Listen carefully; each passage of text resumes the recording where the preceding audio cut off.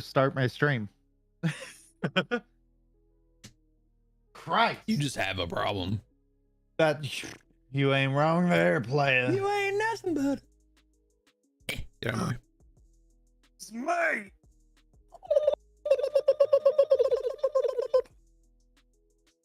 Ladies and men that are gentle. What up? We are live with another beautiful podcast episode, and holy shit, Doug. Holy shit! We finally have DC news that we don't have to fish for. We've been doing this podcast how long now? And we've had like very little podcast like DC news. So like Google RSS and like those places, they would tell you that we've only done like 10 episodes and then gave up. Yeah, because we started doing them live. Yeah, because I it's so difficult to just try to make sure that I've got 15 things recording on this end so I could put it on this end and then transfer it to that end. So I was just like, you know, fuck it. We're gonna take the podcast live. This is so bright. Make life easier. But I think we've been doing this. Well, we've been doing this for a couple months now, right? We started sometime last year. I think we started like. I'm stupid. I can wasn't look. it like? I can look at my YouTube because I posted them all. I always posted them on my YouTube. Oh, nice. Okay. Yeah, I think we started doing the podcast around November of last year, maybe October. Let's find out. Something like that. I don't know. It's something like that. Yo, Viz, coming in, you sexy motherfucker. What is going on, baby? Thank you for saving a civilian, brother. Hero we got Hour Star-Lord Escape dancing. from Reality, episode 0 was 8 months ago. What? Yeah. We've been doing this podcast for 8 months. Holy fuck, dude. Yep. We're the real deal. No, you're the real deal. I posted that. You're the real deal, Viz. May 30th, 2022 was the first episode of what? podcast day. Yeah. Holy oh my god, dude. I'm looking at us from 8 months ago and you with your fucking long hair and then what you look like now. My long hair. Holy shit, man. dude. That's fucking crazy. You guys podcast on you? Yeah, we're live on all three, baby. Yep. We live on all three, brother. They may not all like stay up, but yeah, we're live on all three. I don't know. So I changed my bit rate. I messed with a few settings and, you know, knock on all the wood around me, I have not had any issues. Yeah, same. I set mine up to, remember mine was at 45K or 4,500. I set mine to 5K. I think mine's at 55 now. Yeah, I set mine to 5K and I've had zero issues. I've had zero dropouts from either one of the platforms. Right. So I'm gonna say that we're good now, right? Yep. Yeah, it says that we're both live on the tube. Yep, I'm looking at my Twitch it. Oh look, a boob streamer. That's one thing. Like, dude, Twitch is flooded with that shit. Oh, dude, it's fucking crazy. Yeah, I'm live on the whatchamacallit. I'm live on the tubes or the Twitches. The tubes, the Twitches, and the books faces. The Ladies tubes, the and gentlemen, Twitches, and the bitches, baby. Welcome to today's man. Today, I swear to God, Junior. my brain is upside down because everything I've tried to do, say, or accomplish has been just not doable. Anyway, welcome to today's. I did it again. Hero Hour. Welcome podcast. to today's. Welcome to today's Hero Hour podcast, where myself and Brones talk about that guy right there. Talk about anything DC, Marvel, comics. That's me. I'm Brones. Nerd. It doesn't matter. We talk about it. Yeah.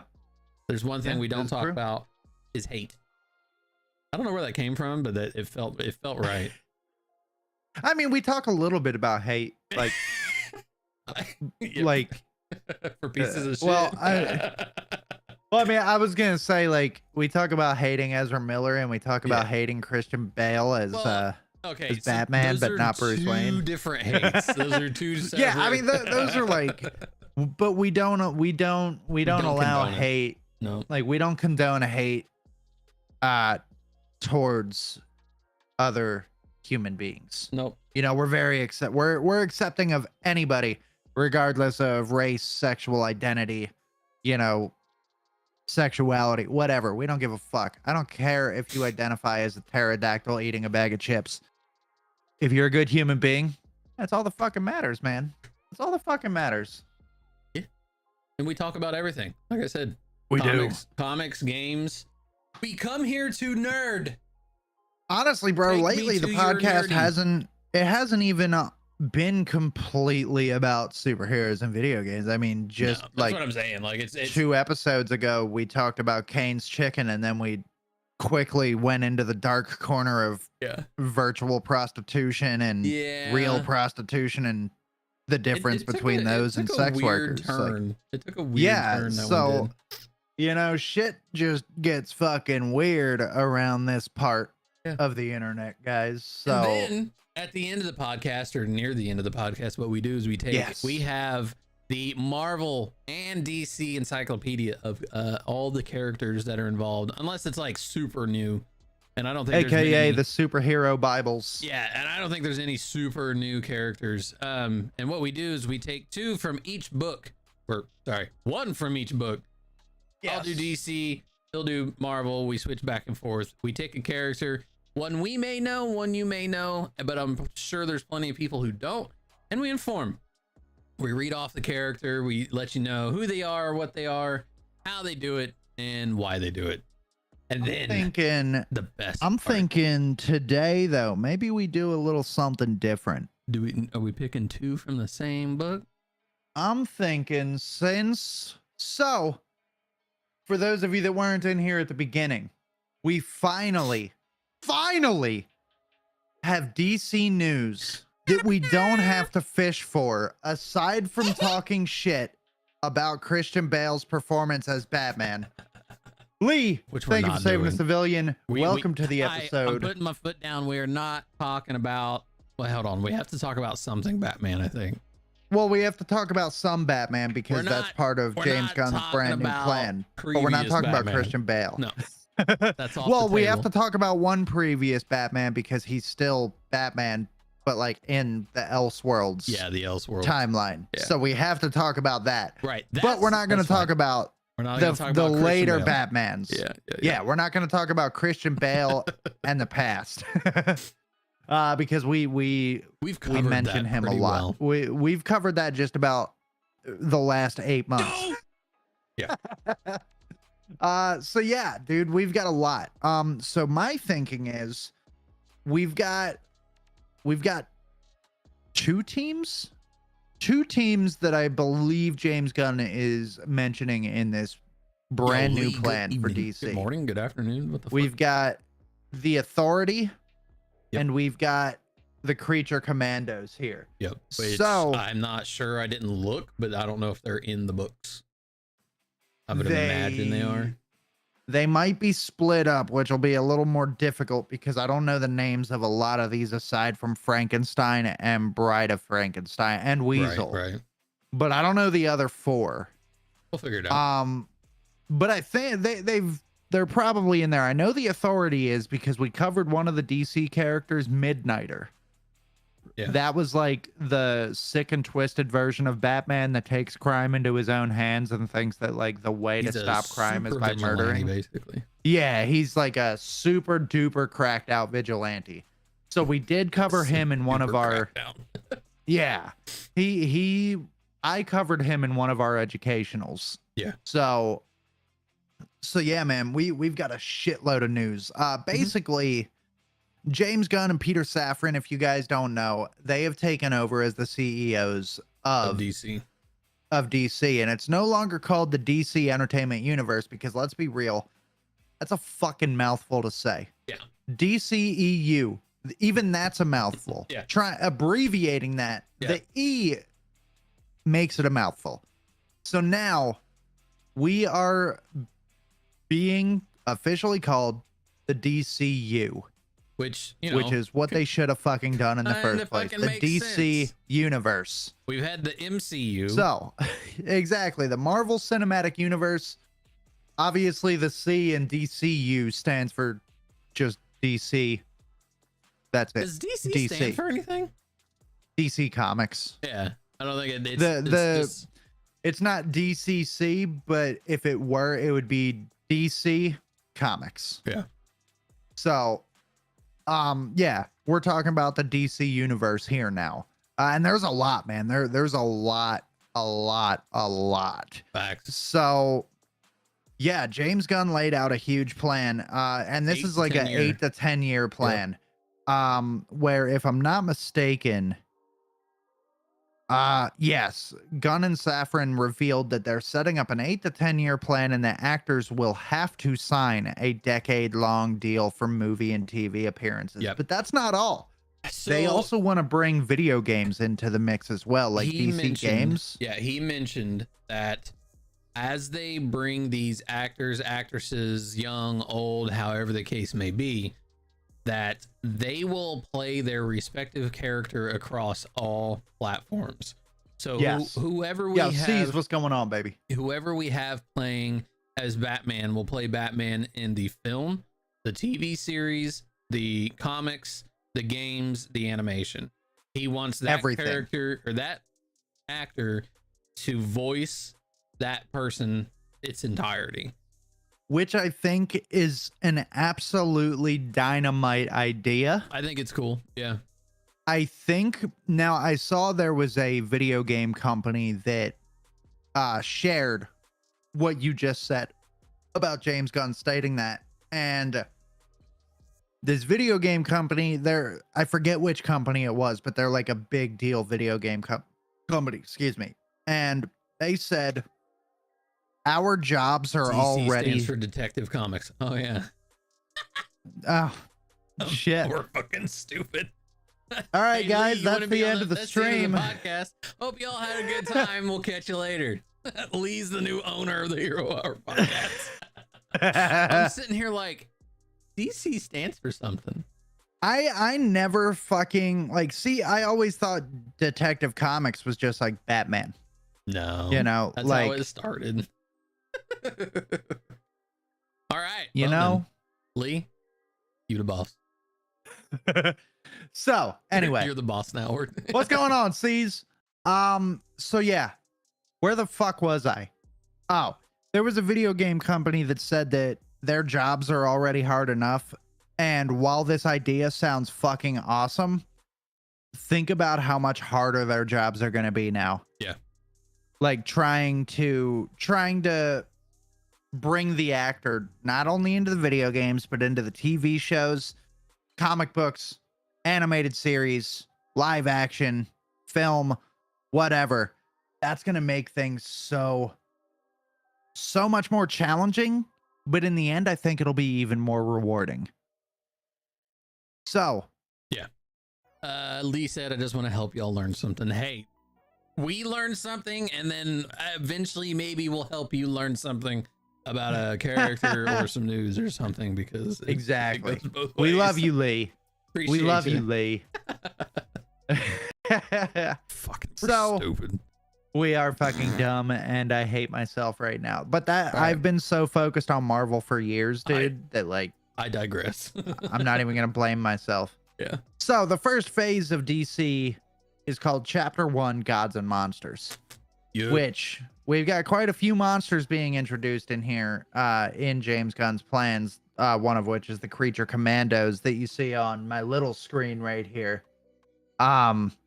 Creature commandos. We're gonna get into that a little further down this list of things, but I guess we'll just read everything that has to do with each section. We'll just go in order, and that way we'll just give a little, blurb.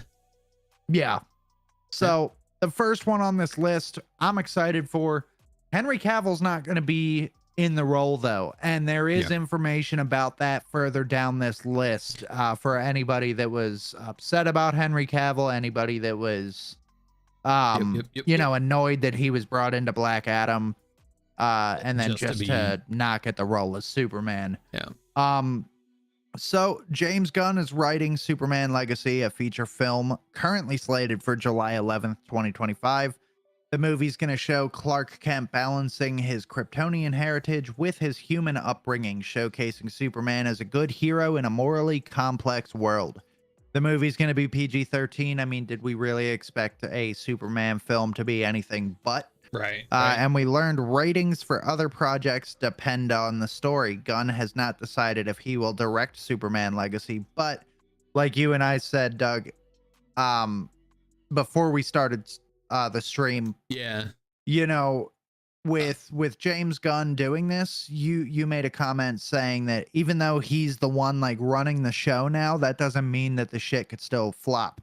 Because obviously we've seen what James Gunn is capable of with the recent either DC projects or Marvel projects, because we've had Guardians, we've had the Suicide Squad, Peacemaker, which have all been excellent.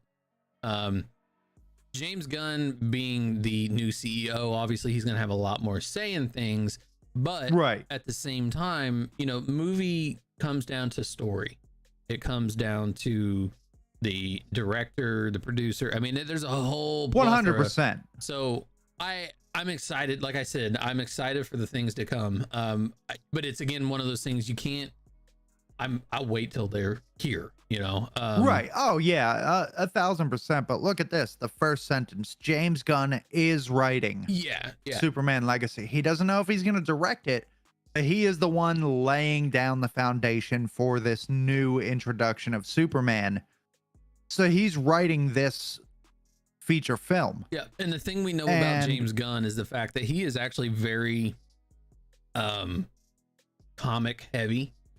So he does his homework. He knows these characters. He knows their stories, their backlines, and what these stories have become. So basically what they're doing with Superman Legacy is giving us a Smallville movie. Pretty much. We're getting the quasi origin story of Superman to kind of build him up to this 8-10 year platform to hopefully do a better Justice League, or just a good Justice League. Now I think this is going to be a very critical part of the development of a new Justice League, because as we go further down this list, we're going to be learning that we're getting projects that are based on a lot of core members of the Justice League. Obviously, James Gunn hasn't laid out his entire plan, because nobody lays out their entire plan. Look at Kevin Feige. He gave us blurbs. He gave us kind of he gave us of the 8 to tasty 10 year. Little morsel though.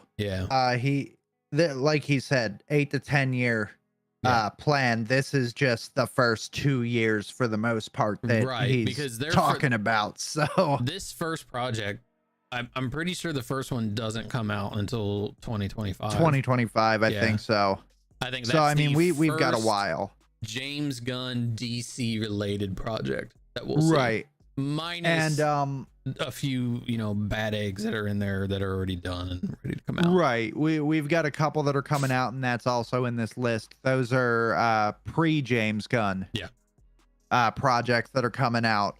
And so there is one thing that James Gunn said that didn't concern me but confused me, and we'll see as we go again further down the list. But he said that he wants to relatively completely reboot the entire DC universe. With these new shows, movies, games, animations, whatever. Which you and I have said for a long time that's what needs to happen. Regardless of who you piss off and what actresses and actors are currently playing. Yes, we wanted to see certain people play certain characters, but at the same time, it makes sense to just wipe the slate clean and start 100%. 100%. And so the one thing that confuses me a little bit is the fact that he wants to he's going to be hiring all younger actors and actresses to take on these roles, and you're going to understand why I'm a little confused by this as we get further down this list, because there's a certain story that we're going to be introduced to in this new era of DC content involving one of my favorite DC superheroes and the realization that he's got a child. So the fact that we're getting a younger version of this character, I just want to know how young this version of the character is going to be, because when he realizes that he's got a child, the kid's already like 10, 11 years old. So I think that if that's the case, we won't see that for a few years, because obviously, as they build these characters, it's not like, okay, 2025, Batman is 21. Right, and, exactly. That's fine. That's fine, because we're getting like an origin story again, a reboot, and then 2026, which we need. Yeah, and then 2026. Oh, Batman's 22. They're not gonna do that, right? So like, the next, because he Batman storyline or the next movie that we see Batman in or whatever, it could be 5, 6, 7 years down the line. Right. And if I'm not mistaken, timeline wise. So, if I'm not mistaken too, Bruce Wayne didn't become Batman until he was almost 30. If I'm not mistaken, he was like 27 when he became Batman. When he first put on the cowl, he was like 27, like 26, 27. So, find out for you. Yeah, find out. Moving on. Googling. All right. I'm pretty positive he was like 27, but this is super exciting, and I know Doug. While you're doing that, well, I'll make a quick comment here.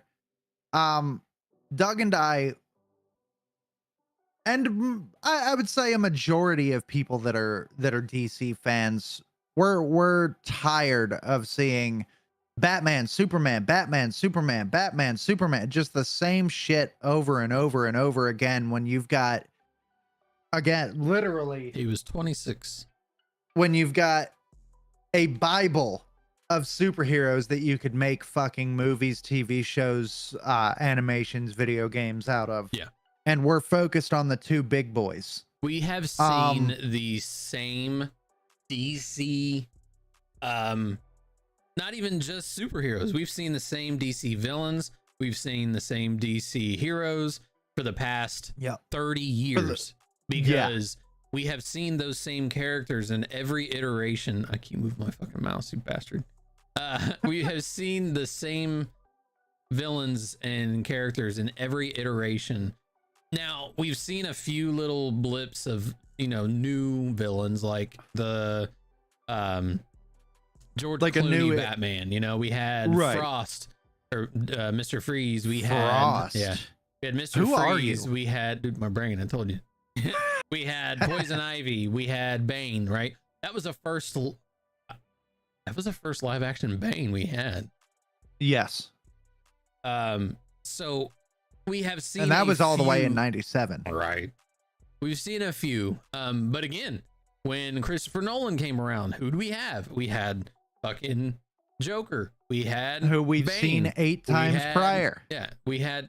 Now Scarecrow, I don't think we'd seen live action, or maybe Scarecrow, we never saw live action except for he was in the Adam West. He was mentioned in the 90s, but I don't think we ever saw him. I think Crane was mentioned as like a side character.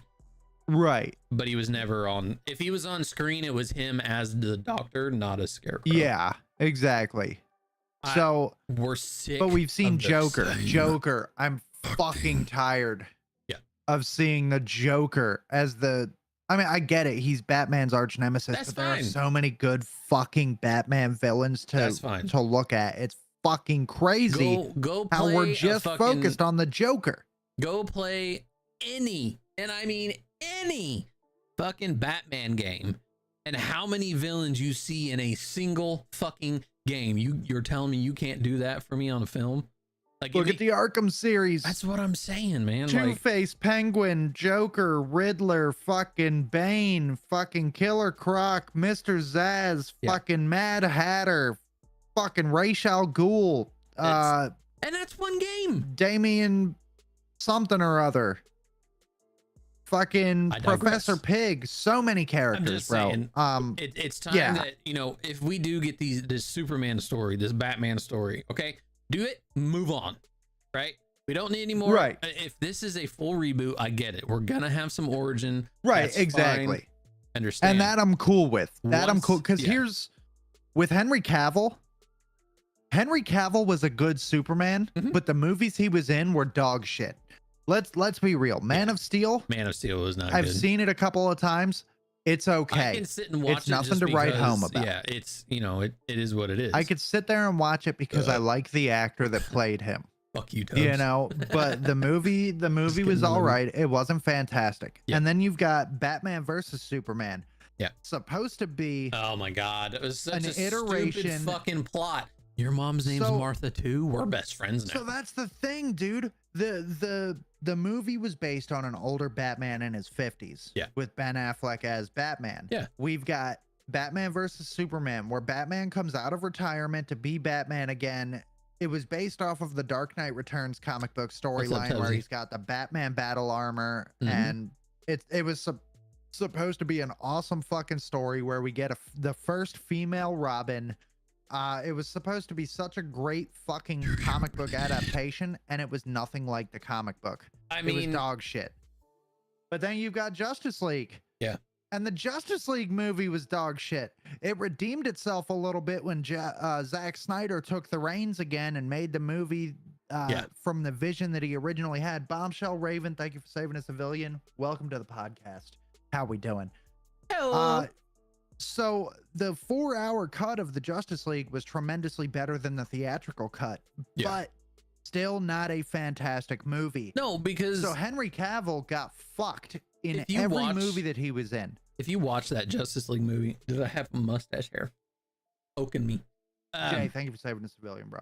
If you that Justice League movie is trash because it is so fucking all over the place. It really is. It was the most disconnected 4 hours of my life watching a film, because it was like they tried to throw in a mini film, a mini film, a mini film, a mini film. Like, I understand everyone has their own separate storylines going on to come to one. We're already in the Justice League movie. We don't need more stories. Well, see, leading that's to the this issue that they did, and that's the issue. That I think is what James Gunn is trying to fix. And now Henry isn't playing Superman anymore. That's the thing, exactly. Yeah. Henry's not playing Superman anymore, and we're actually going to dive into that because there is James a comment Gunn did later make on, a comment about that. You know what? Since we're on the topic of Superman right now, we can make that comment right now. Yeah. James Gunn made a statement. I believe it's at the very bottom. Let me. James Gunn made a statement that Henry Cavill was not fired from Superman, right? He just wasn't fired from DC. Well, he just wasn't hired for the role of Superman. Yeah. Which I'm okay with, because again, the movies that Henry Cavill was in as Superman were fucking terrible. Aside from Man of Steel, it was an okay movie. I gave it it was watchable. I gave it like a 6 out of 10. It was watchable is what it was. It was a very watchable film. DC's been done so wrong with movies. I grew up loving DC more than Marvel due to the comics and cartoons. Exactly. Yeah. Exactly. But now we've got James Gunn coming in, and he's trying to take the reins. He's trying to fix everything. James Gunn, I'm telling you, James Gunn is the answer. James Gunn, every movie that he's made for both Marvel and for DC, including the Peacemaker TV show, have been massive hits, box office hits. All three, the third Guardians film's not out yet, but let's be real, it's going to be dynamite. It's going to be incredible. We're going to love it. Everybody's going to eat it up. There is no chance that movie's going to suck. The second Suicide Squad film, fucking incredible. probably my favorite DC project aside from the Batman with Robert Pattinson to hit theaters in recent years. And then we've got the Peacemaker TV show with John Cena, who I never thought.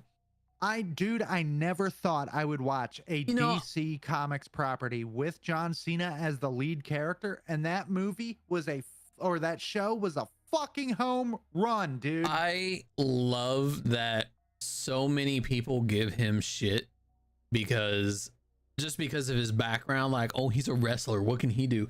He is so fucking funny in every role he does. He really is, dude. What was that movie? It was like Cock Blockers or something, where their kids are like trying to go party and they're trying to like stop him and stuff. Dude, he was so fucking funny. I know what you're talking about. I don't remember the name of it though. He was like, him as Peacemaker. The James Gunn Suicide Squad was just so fucking good. It was perfect, bro. If I have to suck every dick on this beach to like, in the name of freedom. In the name of freedom, yeah. Or in the name of peace. Oh, this is so good. Like, if I have to suck every dick on this beach in the name of peace, I will do it. I do hope though, because like I love him as Peacemaker. I do hope that they keep him on as Peacemaker. I hope he is.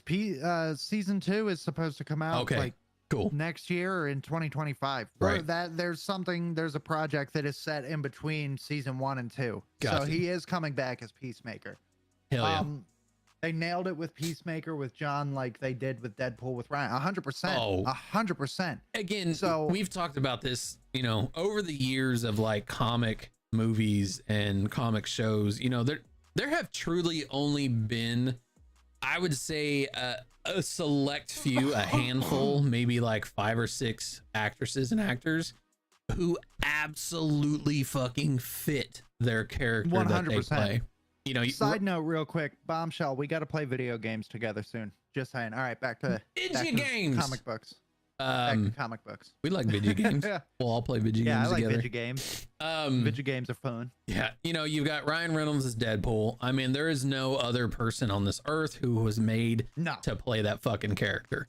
Aside from X-Men Origins Wolverine, but that was Ryan Reynolds, terrible. That was not his fault. No. Like I said, I had to convince myself for the longest time, knowing full well that was not Deadpool's origin story, because let's be real, favorite superhero or favorite anti-hero. I had to convince myself that was how Deadpool became Deadpool, and I suffered for years. That's tragic. Trying to convince myself. Double, what's going on, baby? We had Hugh Jackman as Wolverine. While not necessarily the bodily figure, but he played an excellent Logan. Because for those of you that don't know, Wolverine is 4'2". Wolverine is fucking 5'2". Yeah, he's a midget. No, he's shorter. He's like 4 foot something. He's and 4'6", like I think. 6'2". I've looked this up before because he's super fucking Wolverine tiny. is short as fuck, dude. Yeah. That's why Tom Hardy is Eddie. He's a good Eddie Brock. The movies are trash. That great. Yeah. I wouldn't say they're trash. They're enjoyable because you see that symbiotic relationship. True. Because in the comic books, Eddie and Venom, they banter all the time and they fucking yell at each other and they separate like a married couple. Yeah. And then they get back together. I guess trash is too strong, because like I did enjoy the banter of him and Eddie, or like Let There Be Carnage. That movie was fucking garbage. Yeah. I was pissed because Carnage is my favorite symbiote. And Woody Harrelson as Carnage, he was good, but the movie itself was terrible. Yeah. Again, it was too short. Again, it was rushed. Story. Yeah. You can have all of the best fucking characters. You can have a star-studded cast, and if the story is fucking trash, the movie is gonna suck. Yep. So, but I have full faith that James Gunn. I would say that James Gunn, if Kevin Feige was not in the role as the president of the MCU, I would say James Gunn would be the next best choice. So the fact that DC has found their Kevin Feige in James Gunn, dude, I am so fucking ready for this, man. Like, I have full faith in James Gunn because I don't. Well, because we've seen his projects. Well, that, and like you said, James Gunn is in the comic book world. Yeah. He's in the comic book world, so he's not going to allow some shit ass director to direct a movie in his fucking universe. I guarantee it, dude. And he's not going to allow an actor or actress that he knows will not be able to do 10 years worth of fucking content. Yeah. He's not going to allow them into his camp either. They did the character kind of bad wrong with Carnage, like how he got out of prison, but everything else, no. Yeah. It was so the relationship between Venom and Eddie, that was fantastic in Let There Be Carnage, but the whole thing surrounding the whole Cletus story. Cassidy was terrible. Yeah. It was so bad. Just it was super rushed, and the fact that we're doing a Venom and Carnage story. Oh yeah, you're 100% right. It was not Woody's fault in the slightest. He was a good he was a good Carnage, but the writing was garbage. Yeah, he was a good Carnage because Harrelson is good at like portraying that psychotic side. Right. And I mean, Cletus Cassidy is a fucking serial killer. I mean, that's the reason why he is Carnage. But the fact that we're doing symbiote projects without Spider-Man is fucking mind-bendingly stupid. It is mind-bending that we did not have Spider-Man to introduce this new iteration of Venom. True. Because without I Venom, think what needed to happen though was again, it's that whole origin thing, right? But the fact that, you know, Spider-Man exists when Venom becomes relevant, right? So exactly. Peter Parker has already been Spider-Man for, you know, a decent amount of time, and then Eddie comes in as Venom. And there's no record, there's no even hint that Spider-Man exists until the end of Let There Be Carnage. No Way Home. Oh yeah, No Way Home. That's until it. That's the where end of he No Way Home in. with that cutscene. People are so scared to see them collide due to Spider-Man 3 messing it up. We don't talk about Tobey Maguire here. those movies are trash. The only reason, throw it in the bin. We've discussed this. The only reason we enjoyed those is because it was Spider-Man when we were younger. Now we look back and I'm like, wish I could dig it out with a fucking spoon. Yeah, those movies are garbage as adults. I love Willem Dafoe as the Green Goblin, but that Goblin suit. Oh my god. No, the Goblin suit we got in No Way Home was fucking amazing. I loved that. I know how you are with Toby. I know. I know how you are with Toby, and you know how I am with Toby. Oh Lord. But I'm excited to see what James Gunn does. I'm ready to see. Oh, dude. And we're gonna know with the very first project. We're gonna know. 100%. It's not going to be like, oh, it's going to take a couple movies or shows to get it there. No. Right. We're going to know. So. Moving on. Supergirl, Woman of Tomorrow. You're up to read that one. All right. Yeah. So Supergirl, Woman of Tomorrow is an adaptation of Tom King's comic. Supergirl, Woman of Tomorrow is also part of the DCU's first chapter. The movie is based on Tom King's comic of the same name, in which we see Supergirl that is much harsher than we've ever seen before. This is because Kara grew up on a piece of Krypton that drifted away from the planet in a horrible situation where she watched everyone around her die. So yeah, that'd make me pretty fucking shitty too. Yeah, so she didn't have the home life that Clark Kent did, being raised by Jonathan and Martha Kent. You know, it was a completely different situation for Kara, in where she watched all the people that she loved surrounding her die a horrible death. So she's very much like Batman in that regard, where everybody she ever loved killed, passes away. It's Tubbs, what's going on, baby? So I'm excited to see Supergirl. I wonder if they're gonna use the girl from the show Flash movie that's coming out. I wonder if they're going to use her. Oh, I don't know. Because I feel like she would be a good fit. I think her name's really, like Sasha Cal. Truly have not paid attention to the Flash movie.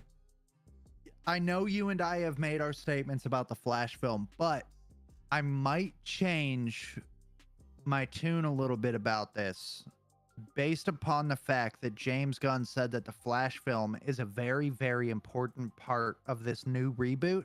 Because it resets everything. It's resetting most things that we have seen. Yep. And there's also a nice little sliver down there that you and I are both going to be very happy about regarding the whole Ezra Miller situation. Now, it's not 100% foolproof on what is going to happen with Ezra Miller, but if I know James Gunn, there's a pretty solid chance that we won't be seeing Ezra for very long after this film. So I may watch the movie just to see everything get reset. Yeah. But moving on. So this one, The Brave and the Bold, introduces the DCU's no longer DCEU, just DCU, introducing a new Batman. Now, for those of you that don't know, Robert Pattinson's Batman is moving forward, but they are now placing an Elseworlds title. So he's from a different Earth. It's a different iteration of Batman. This is not the Batman that we will be seeing in James Gunn's envisioned DC universe. So a new Batman is coming to the DCU by way of The Brave and the Bold. This movie focuses on Damian Wayne, the son of Bruce Wayne and Talia al Ghul. It's a father and son story based on the Grant Morrison comic book run. We can also expect to see other members of the Bat family as well. I'm very excited about this project. Very, very excited. Because Damian Wayne...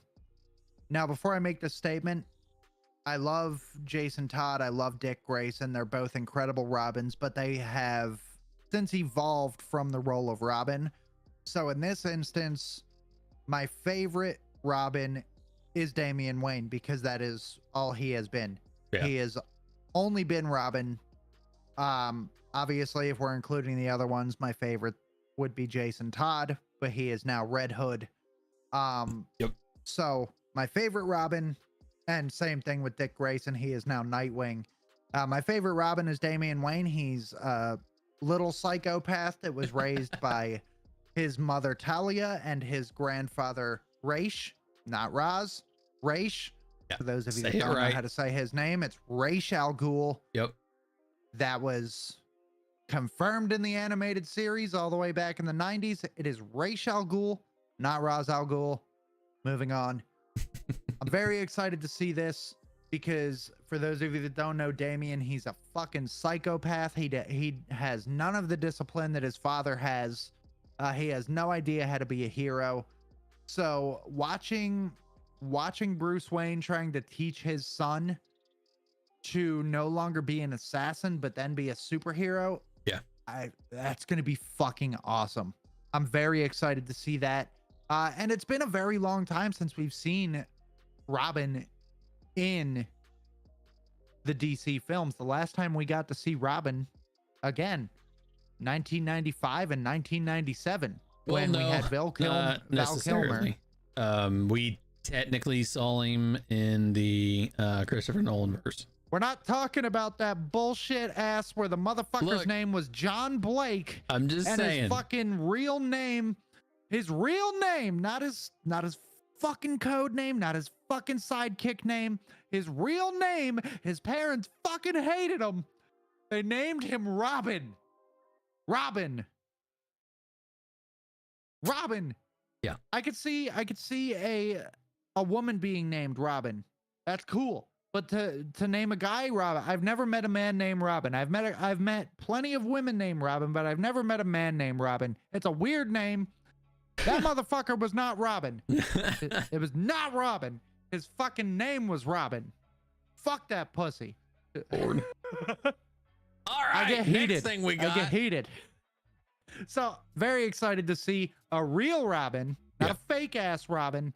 I'm very excited to see a real Robin brought into this universe by way of Damian Wayne. Moving on. Yeah. I just got really heated about that.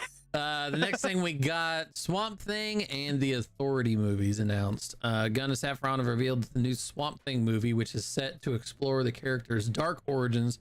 I love Swamp Thing. He's just a cool dude. He's a badass. Little else has been revealed about the project. The final movie revealed was The Authority, which is a movie which will move a lot of Wildstorm characters into the DCU. It's weird to say DCU because it is weird. Gunn described it as a very different kind of superhero story starring a group of characters that think the only way to fix a broken world is to take things into their own hands. I'm very excited for that, mainly because if they do, we again talked about this before we started the broadcast. There's a very, very cool character that is a member of the Authority, which is Midnighter. He is basically Batman on steroids, bro. He is an extremely volatile, extremely dangerous character that will beat the ever-loving shit out of you and doesn't care if you die. He is a psychopath personified and such a cool character. The Authority, I don't know much about the Authority like the other characters, but I know a little bit about Midnighter because we did that we did an educational on the character. Yeah. So yeah, what we're going to do is, again, with the DC Comics book, we've got two teams, one of them being the Authority, the other one being mentioned in the next segment here.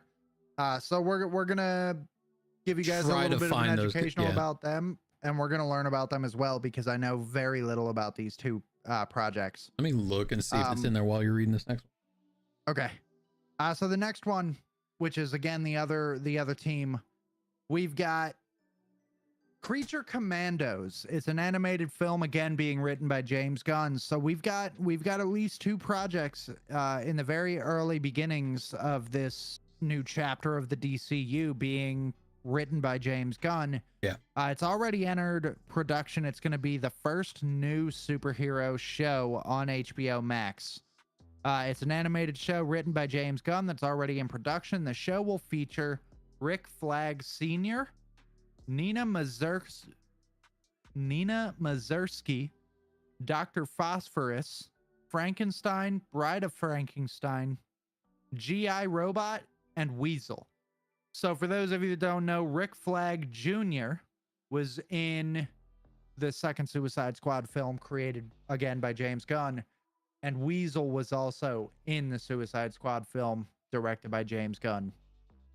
So we've got a lot of cool characters here. We got Rick Flag, Nina. We've got Dr. Phosphorus. He's that skeleton guy. The skeleton dude at the very top that I paused the thing on. That's Dr. Phosphorus. That's G.I. Robot. That's Rick Flag Sr., the Frankensteins. And then that, I'm assuming, is Nina Mazursky, the fish-looking lady. So I'm very excited to see all that. That's going to be pretty cool.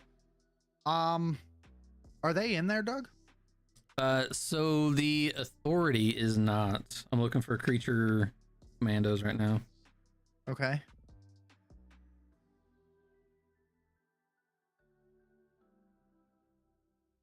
I'll read the next one.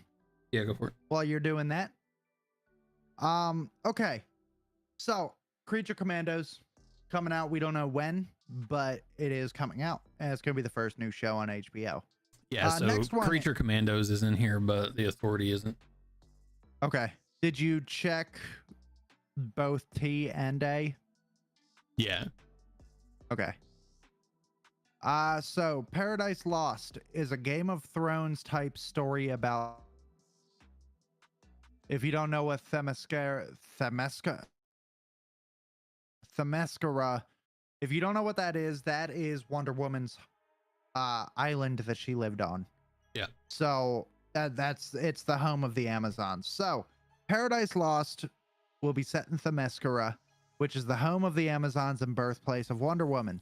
This drama will focus on the creation and politics of this all-woman society, and the events in Paradise Lost take place before Diana's birth, Diana's Wonder Woman. So we're going to be getting a prequel that will, I'm assuming, at some point lead up to Wonder Woman's birth. Next up, DC reveals 3 additional series for HBO Max, and one of these I know you're very excited for. So Gunn and Safran also showed off Waller, Yep. a new series that takes place in between Peacemaker Season 1 and Peacemaker Season 2. Viola Davis will be returning to star as Amanda Waller, and the show will also include some of Team Peacemaker. We also learned about Lanterns, the Green Lanterns, which Doug I know is super excited for. Yeah. A true detective-like series that follows intergalactic cops John Stewart and Hal Jordan. By the way, stoked that it's not just following one Green Lantern. You know, I like John Stewart, I like Hal Jordan, but my favorite Green Lantern is Kyle Rayner. Really hoping that we see him somewhere along the series, whether it's in the first season or, you know, season 1 or 2, whatever. And then finally, there's Booster Gold, which is the story of a superhero with imposter syndrome who uses technology from the future to pose as a superhero. So I'm pretty interested about that. If I'm not mistaken, Booster Gold was introduced in one of the Arrowverse TV shows towards the end. I think it was Stargirl that he was in. I think so. I could be wrong. I'm pretty sure it was Stargirl.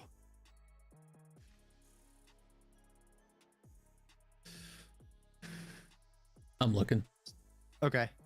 So he was in Smallville for an episode, it looks like. Okay. Blah, blah, blah. Legends of Tomorrow.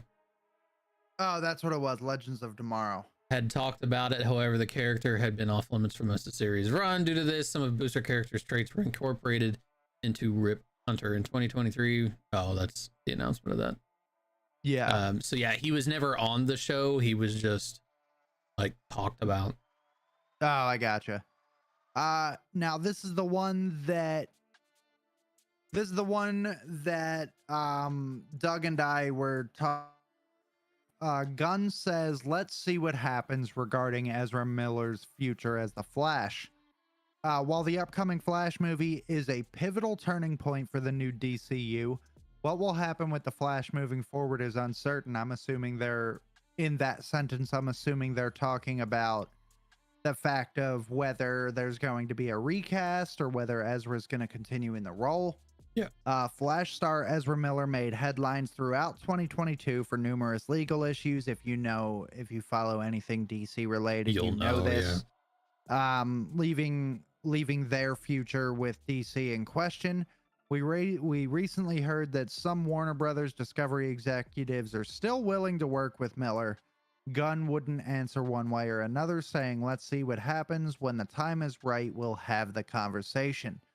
So I'm assuming that there's a chance that James Gunn, you know, lets the executives have their way, but there's also a really good chance that he doesn't let them have their way, because since we're setting up, like you said, we're setting up a new Justice League in a sense. We've got a story based before Diana's birth, but eventually I'm assuming will lead up to her birth or sometime after the point where she already was born. Yeah. And growing up. So we're setting up a lot of the main members of the Justice League here with Batman, with Superman, with Wonder Woman. So it would be stupid not to have the Flash at all. But in terms of what's going to happen with Ezra Miller, whether or not... It's kind of in the air. You know, it's in the air, which I'm okay with that response. But I think that's why I'm going to watch the Flash, because it is going to be a very big turning point. In the role, I'm not exactly particularly happy with Ezra Miller or the things that they've done, but you know what? We're here. It's a Flash movie. The Flash is, again, one of my favorite DC characters, so yeah. I kind of want to watch it. Other upcoming DC movies and shows that are confirmed, including the Matt Reeves Batverse, which, if you don't know, that is the Pattinson Batman. Yes. So we have a bunch of DC projects that have kind of been on the board for a while now, and they're, you know, they're still going. They didn't completely scrap everything. So while some of the DC Right. projects have hit the cutting room floor since Gunn and Saffron's takeover, a lot of previously announced projects are still moving forward in addition to Matt Reeves' Batverse. Those include Shazam, Fury of the Gods, the Flash movie, obviously, Blue Beetle, which leads up to Aquaman and the Lost Kingdom, Peacemaker season 2, Joker, the Batman 2, yeah, the Batman 2. Then we have a couple CW projects, Gotham Knights, Superman and Lois, and then HBO Max has Pennyworth, which I'm pretty sure they already did a season of that. Yeah, I'm pretty sure they just canned that. Did they? Okay. Yeah, I'm pretty sure they just canceled that. Oh, okay. And Gotham Knights, I don't think we're gonna get more than 2 seasons out of Gotham Knights. That movie, that show looks like dog shit.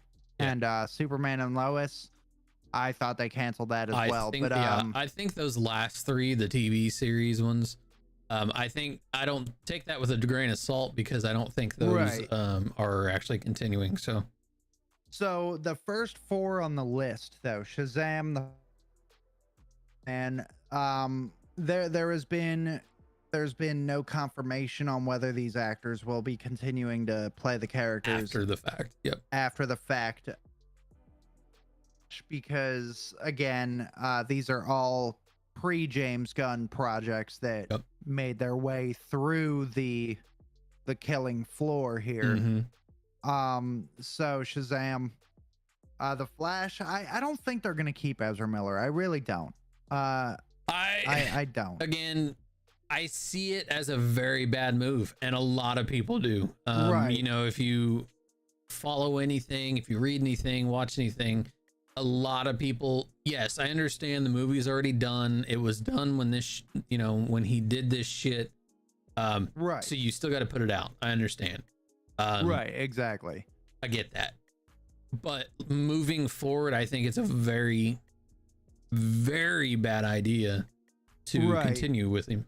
And I don't think there's a single person out there who, if you recast Flash, they'd be like, oh, what the hell? No. Yeah, I don't think anybody would be upset. No. Now, so the one thing, go ahead. I was gonna say on the Aquaman side of things, obviously we've had Jason Momoa as Aquaman because they wanted this cool Aquaman. That's what it was. They wanted to bring Aquaman to the screen and make him more relevant, make him cooler because he talks to fish. All right. Yeah, let's be real. Aquaman is a fucking joke. Is he a cool character? No. Not really. I mean, he controls the seas. I get it. But that's it. Once he's on land, the man, I mean, he's better than useless. Namor, because Namor actually gets weaker as he's out of water. So there's that. Anyway, but aside from that, he's fucking useless. You put that man in the middle of a desert, you fucked. What the fuck's he doing? He's got a drop of water to work with. He was in the middle of the desert in the movie. Anyway, it's stupid. But Jason Momoa did make a post just recently. I think it was the last week sometime. He was coming out of an executive meeting with WB, and he is in line for a role. We do not know anything about said role. The only thing we have a slight inclination about is the fact that he wants to play Lobo. Yes. And James Gunn has expressed relatively, he wants to make a Lobo project. Yes. So no one else has made the statement that they want to play Lobo, and the fact that Momoa was like, I do. I think that's a great transition out of Aquaman into Lobo, especially if the Flash movie resets everything. And then just introduce a more comic accurate, less cool version of Aquaman. Yeah. You know what I mean? So we'll see. I like it. And then here is the official statement that about Henry Cavill not returning and not being fired, just not being hired. So despite a cameo in last year's Black Adam, Henry Cavill is not returning as Superman in the DCU's current roadmap. James Gunn spoke to the decision to move in a different direction for the character, saying his actual quote, it's important to say that Henry Cavill was not fired. Henry was just not hired to be Superman in the Superman film. There was never a deal there for another movie, and that's not what it was. Yeah. So they brought him in for one last hurrah for Black Adam. And yes, but past which they that, should not have. No, they should not have. That cameo, that in scene shouldn't have existed. Past that, there was no talk, there was no contract, nothing for another for Henry as Superman. You know, Correct. All the rumors in the world, everything you hear, there was nothing ready, there was nothing available. So right. He wasn't so fired, he just wasn't hired for the role. Exactly. And So. there are plenty of other characters that he could play. Plenty of other characters and that he I could think play. he's going to be pretty busy though, because he's doing that Warhammer project. Oh yeah, yeah. So I think he's going to be pretty busy. I would love to see him come over to the MCU and do something though, like Captain Britain or something. I think that'd be fucking sick. Yeah. I was also gonna say, and I don't know how popular this opinion might be, I can see him being a pretty good Batman because he is physically built for the role. And I don't know. I mean, I could see him being a good Batman, and I could also see him pulling off Bruce Wayne. He's on the younger side. Yeah. You know, he's on the younger side of most actors that have played Batman. I could see him in the role of Batman. Like, surprisingly, I can. I think that he would be a really good Bruce Wayne. I know that he's got a lot of charm, and we've seen him in other movies that, you know, he's just got that Bruce Wayne build. So I mean, there's still a chance that he could be playing a different badass superhero. It's just not going to be Superman. Yeah. You know, I could see him. We saw him in The Witcher as Geralt with Ciri. Yeah. We saw how he is. I mean, obviously he's acting, but we've seen how his acting feels genuine when it comes to children. So I wouldn't put it past the fact of bringing him in as Batman and taking on the role of being Damien's father. You know, I could Possibly. see that. I could see it. You know, it may sound weird to it may sound weird, or it may feel weird to think of him as Batman because we spent a couple years with him as Superman, but that's what this whole thing is. Yeah, again, you it's a can't reboot. have that as, like, you have to go into these new projects knowing this is a full reboot. Right, exactly. You can't think of, well, he used to be Superman. He can't. No, this is all matter. new And no longer matters. Starting from scratch. It's a flat blank platform, and we're restarting, so he can literally play any character they put him at. Exactly. As long as he feels as though he can do it, because again, like James Gunn, Henry is a very comic oriented actor. Yes. He knows the lore, he knows the backstory. That's the reason he's leaving Witcher. So you got to make it right with him. You can't just and it being James Gunn, like we said, you know, I know he's going to write something good. So, but right, 100%. I'm excited. I'm ready to see what they do with it. So that being said, that is it for our DC news. We had a lot of good news coming out. You know, I think, to wrap up the DC segment, I am very, very excited to see what James Gunn's gonna pull out. Because here's the thing, we've only got maybe 2-3 years worth of his 10-year plan that we're looking at on this article here, and for the first 2-3 years, there is a lot of shit going on here. Yeah. You know, I mean, it's called Gods and Monsters. Yeah. So we're being introduced to Superman, who is he's basically a god. Yeah. We're being introduced Swamp to Creature Thing. Commandos and Swamp Thing. Yep. You know, so there's your gods and there's your monsters, and you know, Wonder Woman, Supergirl, like, yeah, Supergirl, fucking even the Brave and the Bold. I mean, fucking Batman, he could be a real monster. And then Damien, I mean, The kid's a literal psychopathic assassin that was raised by the League of Shadows. Yeah. You know. Yeah. So I mean, we've got a lot going on. Yep. I'm excited to see what we get out of this, man. It's gonna be a good start to a nice little reboot here, I think. Yeah, I've got really high hopes. I like it. I like it. So now we're moving on to the Marvel news. There's a little bit, nothing crazy. Yeah, we don't have too much. Yeah, we've just got some updates on some shows. And again, you know, take this stuff with a grain of salt. This page that we pulled this from, it's not anything. It's very accurate though. This person who has these updates, they're right Whoever like 98% of the time. Yeah. So whoever this person is, very accurate. Yeah. So again, just a few little updates on some shows and movies that are coming out. In the 6th episode of Secret Invasion, because if you didn't know, that is going to be a series on Disney Plus. There will be a big cameo, so that doesn't tell us shit.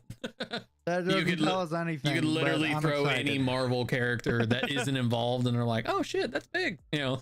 Right? Yeah, exactly. So like, it could be Captain America. Yeah, like facts. Sam Wilson, Captain America. Yeah, like, it could be anybody from a different show or something. Exactly, and we'd be like, "Oh my god, it is big." So, yeah.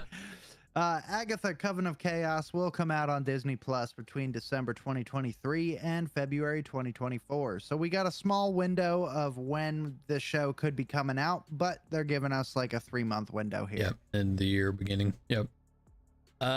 Dar Bin, played by Zway Ashton, will be featured in the trailer of The Marvels. Also featured in the trailer will be Goose, Camilla using her powers, and Monica flying. The trailer will last about 2 minutes and 10 seconds. Mind you, that trailer, we're going to have a plethora of Marvel trailers during the Super Bowl. Oh, 100%. That's dude. when that 100%. Marvel, that trailer they're talking about is going to be during the Super Bowl. Yes. Also, for those of you that did not know, Ant-Man and the Wasp is upon us, guys. 12 days and counting. For Ant-Man and the Wasp. I am probably going to go to the theater and see that. Yeah, I'm going to talk the wife into that one. I'm probably going to go to the cinema and watch that because I am very fucking excited. I want to get back into going to the movies for Marvel films. That's what I used to do all the time, and I kind of stopped. Yeah. Next up. Dormammu. For those of you that don't know who Dormammu is. He's a beast. He's a bad motherfucker.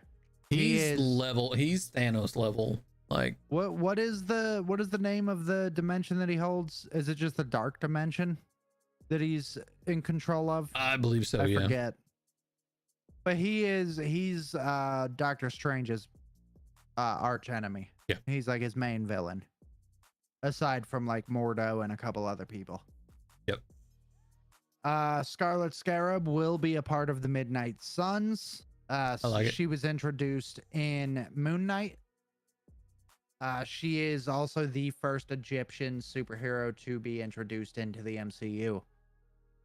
You got a new image of Jonathan Majors in Ant-Man and the Wasp: Quantumania. I'm excited. Oh, dude, I can't fucking wait for Ant-Man and the Wasp. I am stoked, man. Wakanda Forever is on Disney Plus. If you would like to watch it and haven't, that includes me. I have not. It was a good movie. It was a really good movie. I forgot that it was on there. I thoroughly enjoyed it. Kate Bishop will make a cameo appearance in Echo. I'm very excited for Echo, dude. Very excited for Echo. Yeah. Hydra will return in Captain America: New World Order. Also excited for that. Which I can't wait to see. Kind of has to. I mean, they're pretty pivotal. So I can't wait to see Sam as Captain America, like full-blown Captain America, as opposed to Falcon and the Winter Soldier, where he becomes Captain America. New suit, but we'll see. I think they said that he's getting a new suit just without the goggles, I think. Okay. Or with the goggles. That's right. Yeah. I can't remember. I do remember. I can't remember. But yeah, he is getting like a new iteration of a suit. Sharon Carter will be the villain of a future project. That's interesting. Yeah. I wonder what that could be. And then we just got 2 more little pieces right here. Colleen Wing will appear in Daredevil, which I'm not sure who she is or what she'll be playing. If I'm not mistaken, she was in, I think was she Elektra? Was she? No. Maybe? No. Google. Because I see one of the comments. Henry Cavill will return as Superman in Daredevil Born Again. She was in Iron Fist. Oh, okay. Yeah, that's why I don't know who the fuck she is, because I didn't watch that shit show of a show. Oh, okay. So the Colleen Wing is the character name. Oh, okay. Colleen played, Wing. Yeah, by Jessica Henwick in Iron Fist. Oh, okay. So, and the final little bit we've got here is filming of Thunderbolts will begin on June 12th in Atlanta. June 12th of this fucking year. filmed in Atlanta, so that's not Yeah, surprising. dude, everything's being filmed. Cool, except for Daredevil, that's in New York. Yeah, I like it. I'm ready. Yeah. I'm ready to see Ant-Man. I'm ready to see Kang kind of come to fruition and what happens with it. I'm so ready for this phase, dude. We got so many good projects coming out. You got shit, dude. You got Captain America. You got fucking Thunderbolts. Guardians 3. Ant-Man comes out in 2 weeks. Fucking, there's so many good projects coming out, dude. I'm so excited to see where this next phase is gonna take us. This is what we've been working up to. Like, everybody complained about how bad phase 4 was, but like, yeah, deep down, a lot of the stuff in phase 4 fucking good. And phase 4 was building up to what we're getting now. Yeah, exactly. You know, there was a couple projects, you know, like Moon Knight. We don't know about the future of Moon Knight. Moon Knight was a part of phase 4, and we don't know anything about the future of Moon Knight. So, you know, I'm excited to see what they're gonna do with him, because I mean, they're gonna do something with Moon Knight. You know, they're going to. Yeah. It's just a matter of when, where, why, and how. All the W's are centered around Moon Knight. So yeah. I'm very excited to see what's going on with him. So yeah, I mean, that's all we got for DC and Marvel. It was really nice to have DC, like to have DC shit lined up today. Cause I mean, like we said, dude, we've been fishing for DC information for months. And there has never been any DC information for us to give, aside from like the comic books. Just little tidbit stuff, yeah. Yeah. And it was like really little stuff. But at the same time, it was also shit that nobody gave a fuck about, because DC's been in a really bad place for a really long time. Yep. Windstorm Universe. So now we are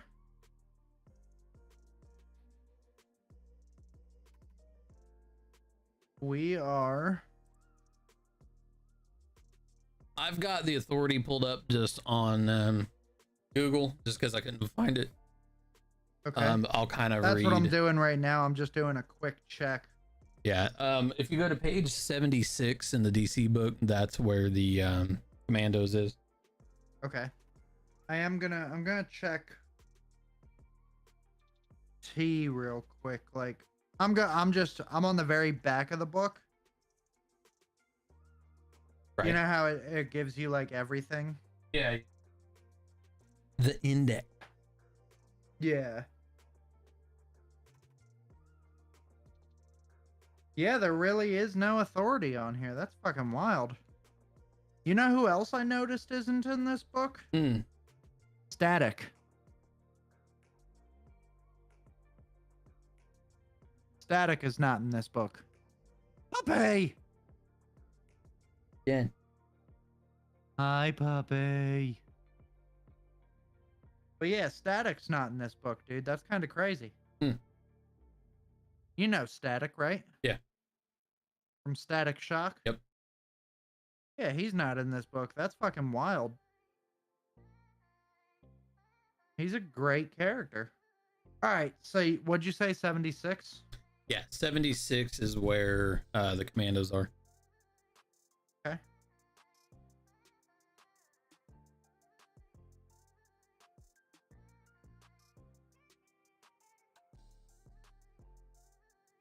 And then, like I said, I've got the authority pulled up here. All right. So yeah, I guess I could start off with this. Yeah, go ahead. Cool. All right, guys. So we're going to do a little bit of an educational on the creature commandos and the authority because they are the two that were introduced in DC. Yep. Usually we do a Marvel team or character and then a DC team or character, but given that we had more, love you too, Mama Brones, we're having all the fun. But given that we've got more DC news than we do Marvel and it's new DC news, we're gonna give you two teams from DC that were just announced. So on my end, we got the Creature Commandos. Their debut was Weird War Tales, Volume 1, number 93 in 1980. Their base of operation, the Ant Farm. Okay. Notable members, Frankenstein, Lady Frankenstein, the Mermaid, aka Dr. Nina Mazursky, the Werewolf, Warren Griffith, that's his name, the Vampire, Vincent Velcoro, that's the vampire's name, GI Robot, GI Zombie, the Mummy, Callus, that's his name, Bogman, and Dr. Medusa. So, the one that is not in the Creature Commandos. Well, there's two that are not in the Creature Commandos. Three, Jesus Christmas. Rick Flag Sr., Dr. Phosphorus, and Weasel. They are being in place of some of these other characters, which fine by me. Right. We got a couple cool ones though. I would really like to see the vampire and the werewolf though. But that's just me. I'm into that shit. So hidden in a flying mobile or mobile, whatever. 3-inch mobile. 3-inch indestructible globe. Christ, is Mother the of headquarters God. of Shade, the superhuman advanced defense executive. Reached via a hybrid of teleportation and shrink technology designed by the Shade science liaison Ray Palmer, aka the Atom. The sphere serves as the base of operations for some of the most bizarre metahuman heroes on the planet, the Creature Commandos. Led by Agent Frankenstein, the monster famed for being fictionalized in the pages of Mary Shelley's celebrated Gothic tale, the Creature Commandos take their ultimate orders from Father Time, Shade's head of operations. While Father Time currently resembles a young girl, the natural-born leader has taken many bodies over the course of his long life. The Commandos are officially called Division M and are mostly the results of Shade's Science Division experiments, except for the Mummy, who is reportedly thousands of years old and was simply discovered by Shade. Frankenstein joined the team when his ex-wife went missing while investigating a monster attack. This led Shade to travel to the so-called Monster Planet on a successful mission that warned Frankenstein to the prospect of working with a field team. Warmed, not warned. It's very... There's a lot of... Yeah. They have since become the first line of defense against things that go bump in the night. On the record, the original Creature Commandos first appeared in 1980. Weird War Tales, labeled Project M. The unit was a World War II era innovation, creating nightmare soldiers that would terrify the Axis. This original team was led by Lieutenant Matthew Shreve, and included both the werewolf and vampire from the current roster, as well as a Frankenstein-like monster named Elliot Taylor. Two further versions of the Commandos were introduced prior to the Flashpoint reincarnation. Creatures on the loose. Superman met the Creature Commandos when touring the restored city of Kandor in the Arctic. Kidnapped by Brainiac, this team had served in World War II and included G.I. Robot. So that's a little bit of a taste of the Creature Commandos. Yep. For you wonderful human beings. Now, Doug is going to give us information on the Authority. Yep, and I've got that pulled up here because again, we couldn't find it in the book. But yes, we've got the Authority from the Windstorm universe. The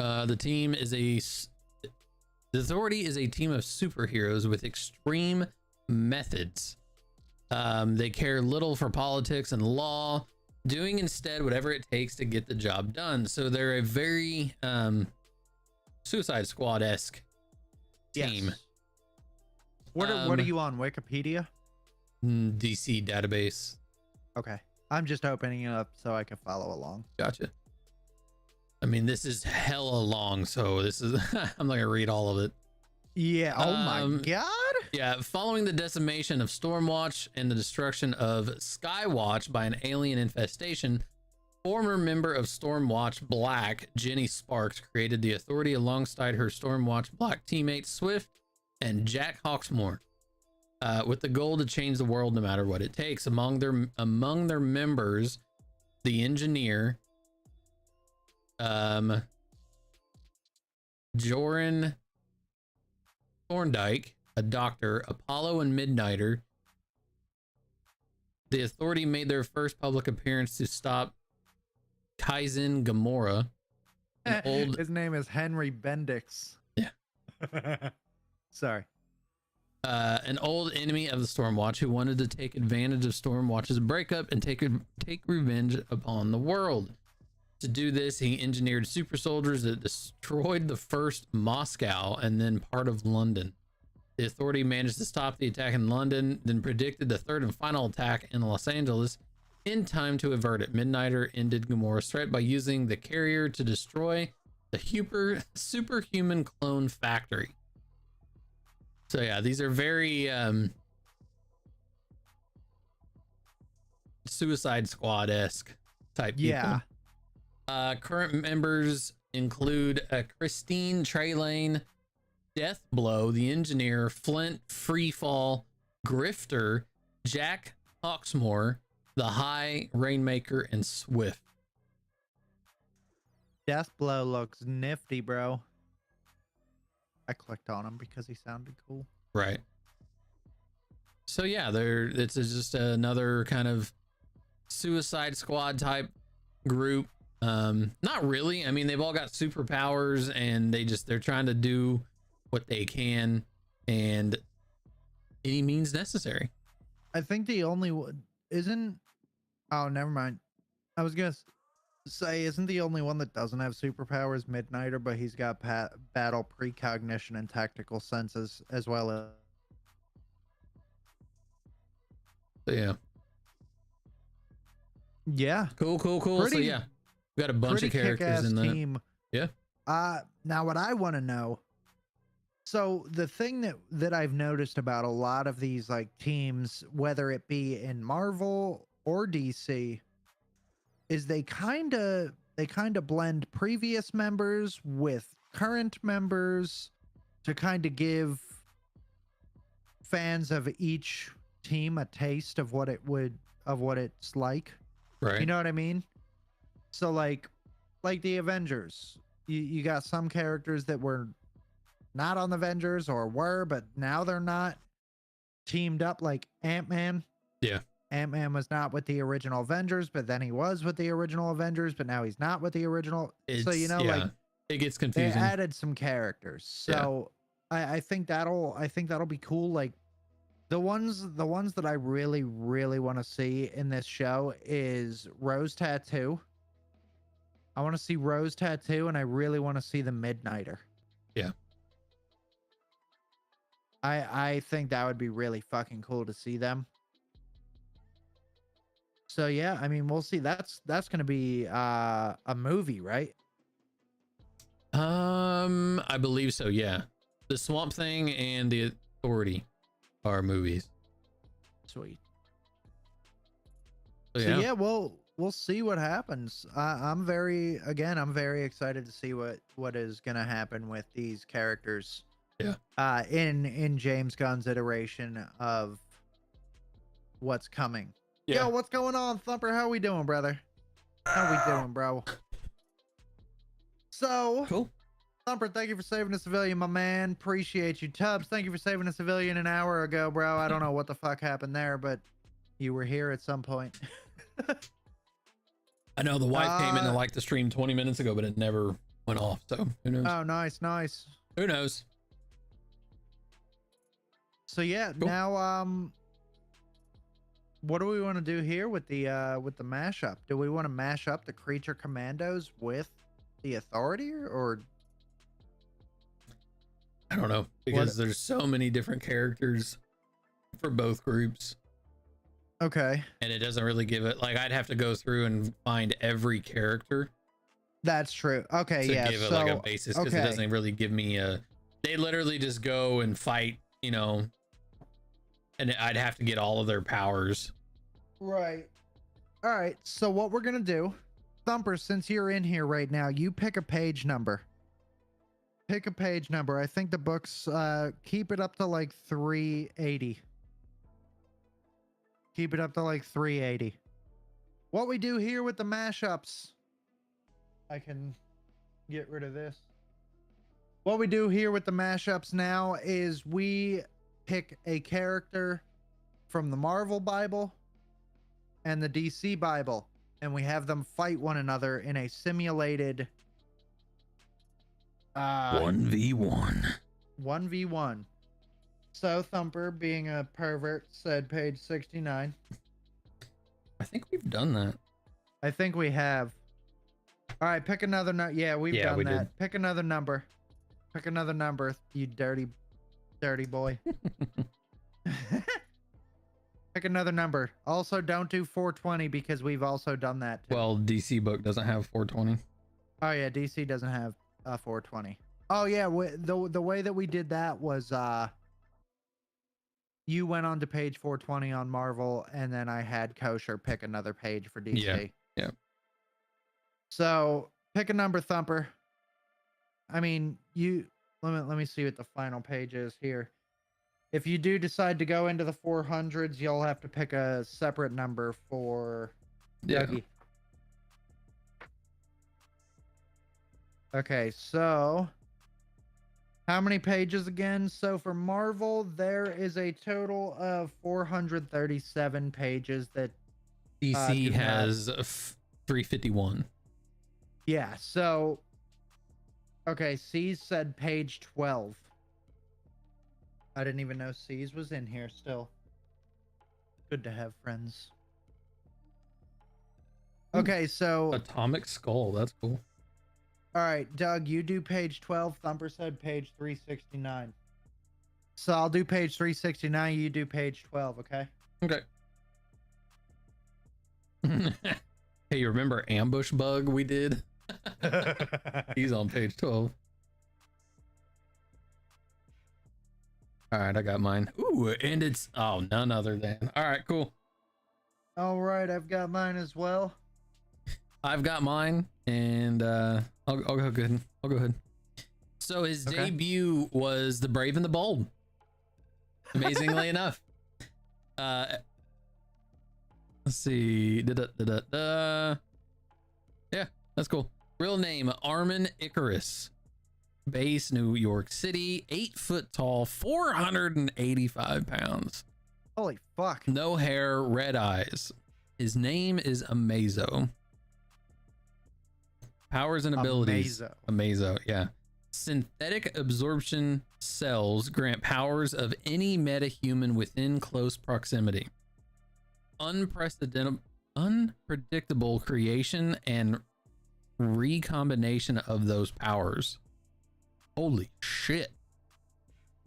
So allies include Professor Ivo, Enemies: Justice League, Superman, and Plastic Man. Just Plastic Man. Let's go. Affiliations I love include Plastic Man, bro. the Secret Society of Supervillains and the Cable. Wow. Obsessed with immortality, Professor Ivo designed a synthetic enzyme capable of absorbing the energies and powers of any being around it. He incorporated it into the Amaze operating system, part of a cybernetic modifications that saved Vic Stone's life and recreated him as Cyborg. Ivo then constructed a full embodiment of the system known as the Amazo android, which battled the Justice League. Ivo later constructed a childlike android that combined organic and cybernetic systems, dubbed Kid Amazo. It was his secret weapon against the League, but it acquired too much human nature and self-destructed. The adult Amazo later became a member of the Secret Society of Supervillains. Lex Luthor subsequently used the Amazo system as a basis of his deadly Amazo virus. Its first casualty was LexCorp's Dr. Armin Icarus, and the virus went on to infect dozens of people. Many were permanently changed and some became superpowered. Eventually, the robotic Amazo gained full autonomy and pursued its own schemes. Unable to escape his core programming, he still attacks the League and other heroes. He has joined the Cabal, a criminal alliance intent on profit and domination, which is safely beyond the scrutiny of Earth superheroes. Wow. Copycat, as well as absorbing and replicating the powers of metahumans, the Amazo android could also recreate their equipment, such as Green Lantern power rings. Damn. Holy shit. That's fucking crazy. All right. What you got? Not much. All right. All right. Real name. So this character, there have been multiple people that have taken on this persona, but right now it seems that it's focusing, I guess, on the newest one. So, okay. Or on the most recent one. Real name, Maria Vasquez. Occupation, hero for hire. Base of operations, New York. Unrevealed height and weight. Green eyes. Black hair with a red streak. First appearance, Heroes for Hire #1 in August of 2006. Her name is Tarantula. Okay. She is a martial arts and knife fighting expert and has spiked blades in the wrists and toes of her costume. A criminal used the name Tarantula during the days of the Old West. This is actually giving a take on all of them. Okay.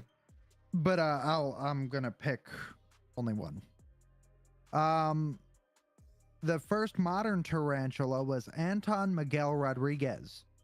He was a brutal revolutionary from the small South American country of Delvadia.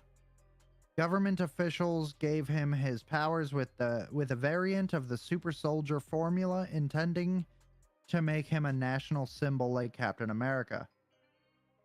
Instead, he became a professional criminal and assassin. Wait, in New York. Didn't Kane?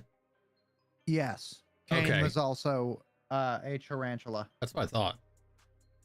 Where he hijacked a boat in New York City on the Hudson River, Spider-Man and the Punisher thwarted his plans. He later mutated into a humanoid spider due to the treatments from Roxxon oil, and he killed himself in a police standoff. His daughter donned the tarantula costume and teamed up with the daughter of Batroc the Leaper before dying at the hands of the Taskmaster, my favorite villain. Captain Luis Alvarez of Delvadia became the second official tarantula. On a mission to the U.S. to execute Delvadian refugees, he battled Spider-Man and lost. Exiled from his country, Alvarez died when the armed vigilante teamed the jury. Oh, the armed vigilante team, the jury, executed him. Oh, I was like, Damn. okay. Now we're talking about Maria Vasquez.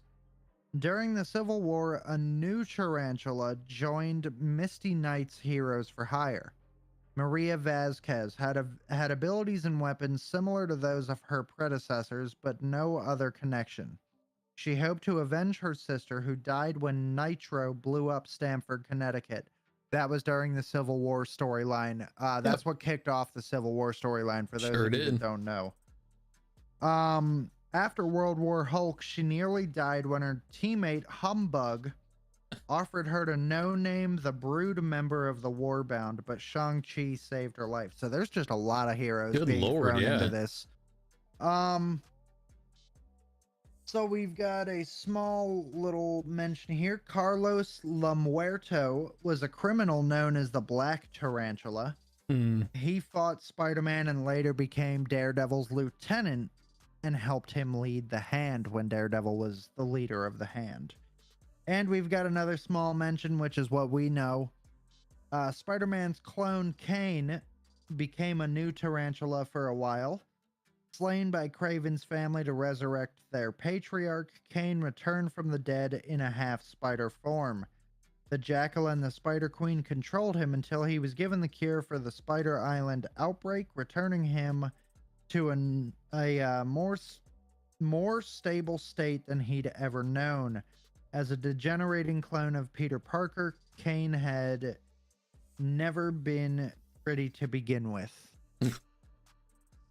That's fucked up. Okay.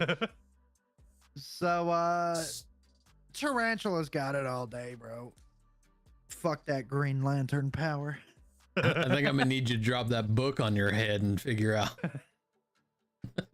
Nah, dude, it sounds like Tarantula's fucked, bro. Yeah. I don't think she'd be able to handle something that can fucking generate Green Lantern power energy. Right. Like, of all the things, Bro, I thought that she stood a chance until you read Green Lantern power energy, and I was like, nope. Page 12 it is. yeah. Yeah, I think that one's pretty cut and dry. What were their actual powers? Are they like Spider-Man-esque? So Maria, no, none of them. So None of them have powers, right? So the first guy, the Anton guy, he got like super soldier, similar to Captain America abilities. So like super strength, ability to like expert combatant, just shit like that. Nothing game changing, nothing that couldn't kill him, you know? So, Yeah. I mean, he was a wash. And then the second guy, what I read, he was like a police chief in Delvadia. So it seems to me that he had no powers whatsoever. And then obviously Kane was a bad. If this was the Kane's version, I just spit on my microphone like a degenerate. If this was the Kane version, I feel like he would have more of a chance because he's a clone. So he had a lot of Peter Parker's powers. Yeah, but I mean, even then, he was killed by Kraven and the Spider Queen before. So yeah. And then Maria Vasquez, she's the coolest looking one. She looks the coolest. But all she has is spikes in the end of her costume. Yeah, she's got, and it didn't say anything about the spikes being poisonous, because I remember, if I'm not mistaken, Kane's had poison abilities. He had the ability to poison people. Yeah. So, yeah, I mean, think Amazo's got this one in the bag. Amazo, yeah. So, yeah, I think Amazo wins that one. That's a fucking clear cut. And dude, when you said that Amazo has the ability to harness Green Lantern light without the use of a power ring, yep. I was like, it's over. So like Not That's just that. That insane. was just a single example. It said that it can mimic any equipment. Any Yeah, equipment that that's anyone he comes that's up fucked. against. He's literally a So, mimic. yeah. And So he's like Taskmaster, he's like Taskmaster, except for the fact except that he has superpowers. right, Taskmaster Amazo didn't. He just had a photographic memory. right, Amazo on the other hand can actually absorb their powers and use them. Bro, that is horrifying. That is horrifying. I'm out. But dude, just the fact that Amazo can harness, because in order to harness the power of a Green Lantern or any kind of You lantern, have to have the for that ring. fact, you have to have the power ring, and you have to believe that it'll work. Right. Amazo on the other hand can duplicate the ring and The use the motherfucker power. can absorb that power and just fucking use it. Like, that's crazy. That's nuts. I'm surprised. That's fucking He has scary. been in a few. He was in the Arrowverse. I didn't watch the episode where he was there, but like I'm curious to see if we see. I'd love to see that in TV or film. Let's see. Amazo DC. Not Amazon, you fucks. Yeah, it did that to me too. Amazo. Like the picture in the book is dope too.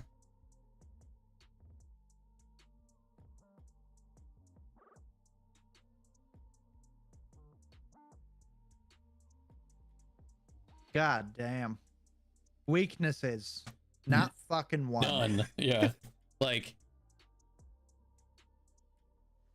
if that'll focus at all. It's not gonna. But yeah. That is a completely different look than what I'm seeing I right know. now. Like I think it's because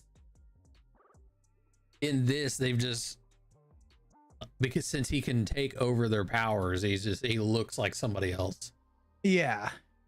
Yeah, in his first clash, he had the ability to temporarily overrule a superhero's powers while mimicking them. Jesus Christ. Jesus. Will replicate the equipment that generated the power, such as Green Lantern's power ring or Wonder Woman's magic lasso. That is fucking crazy. Wait, your computers just know y'all like shopping. Wait, what do you mean? What happened? Because we typed in Amazon and Oh it said yeah. Amazon. Yeah, That facts. is true. That's very much so. Yeah. But yeah, dude, they're Tarantula doesn't stand a chance. Nah. Yeah, see, Not this is the even picture one. I see. God, he looks fucking crazy, dude. You know who else is a really cool villain?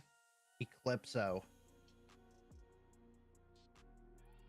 I was gonna say, Eclipso's a I was almost badass positive that in the Justice League animated, he was just a like gold body, and yeah, that's what I'm looking Yeah. at here. And So, I'm pretty bro- sure the Flash actually takes him out Yeah. in the DC animated. You Dig know it. Eclipso, right? Eclipso, yeah. Yeah. He's affiliated with the Princes of Darkness and the Lords of Chaos. Yeah. And he operates on the fucking moon, bro. Like, listen to this man's powers. Unique physiology. An off-color blue, gray, or purple circle will appear covering the rightmost 2/3 of his face, reminiscent of a partial eclipse. And his powers are energy projection, flight, invulnerability, magic, possession, power distribution, size alteration, and superhuman strength. And when he acted as an agent of wrath for the presence, he had divine empowerment. He had virtually limitless power over reality with the confines of his duty. He was stripped of these abilities, but seeks to restore them and end the world. So, you know what this man's primary weakness is? Hmm. The sun.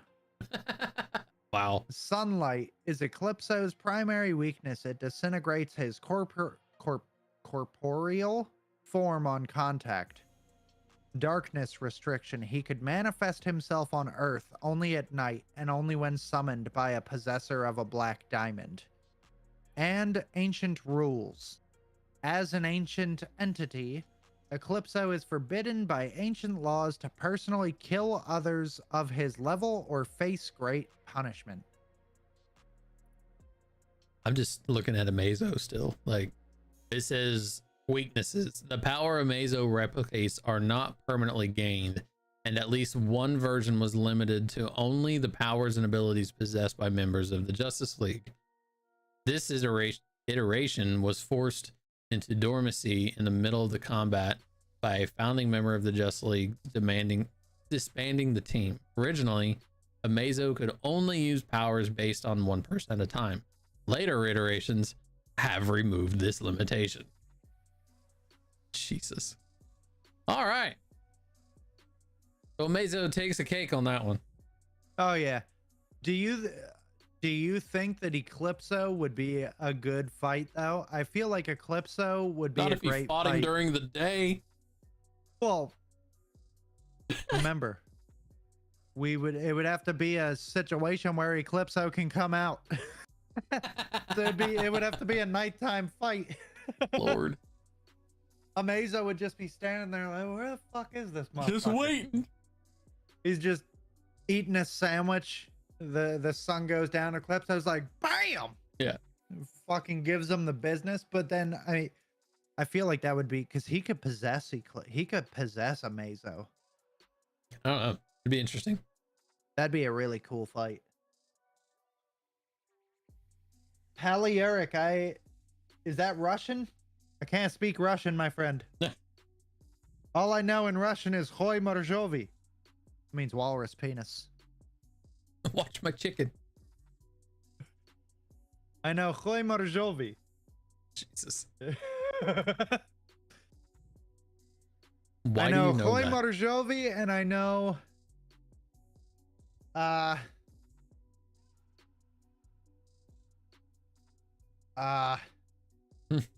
Bielka Kashai Kartoshka.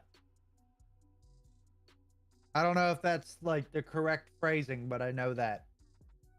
Oh, I also know banan vzyopa. Pretty sure that means there's a potato in my ass.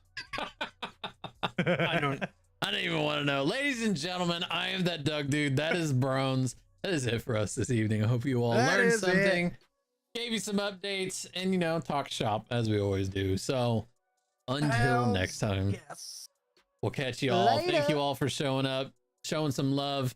Appreciate Love you. y'all. May the Hoi Morzovi be with you all.